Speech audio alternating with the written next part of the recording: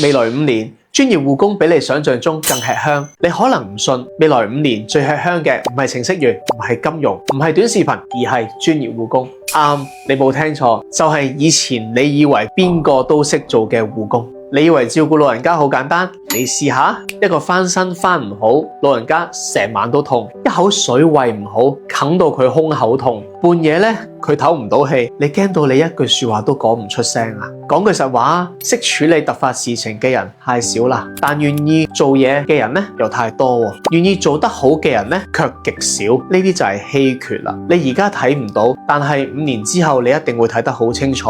醫院逼滿晒人，養老院嘅床位緊張，上門照顧排隊排到半個月之後都唔得，呢個就係社會嘅稀缺咯。呢個社會會缺乜嘢？唔係人啊，係可以令到家屬放心嘅人。而護工入邊最貴嘅就係放心，唔係年紀，唔係氣力，唔係學歷，就係2個字：靠譜。靠譜等於吃香，吃香等於價錢高，價錢高等於越專業越值錢。講白咗，越係冇人願意入嘅行業呢，就係越係黃金嘅行業。你而家隨便問10個人啦，你願意做護工嗎？10個有8個會話唔願意。但當屋企長輩一病啦，啱啱做完手術，臥床臥到行唔到嘅時候呢，所有人即刻會問：你有冇好嘅護工介紹啊？可唔可以即刻嚟啊？幾多錢都得，有人就得啦。口上嫌棄，現實卻係好多需求。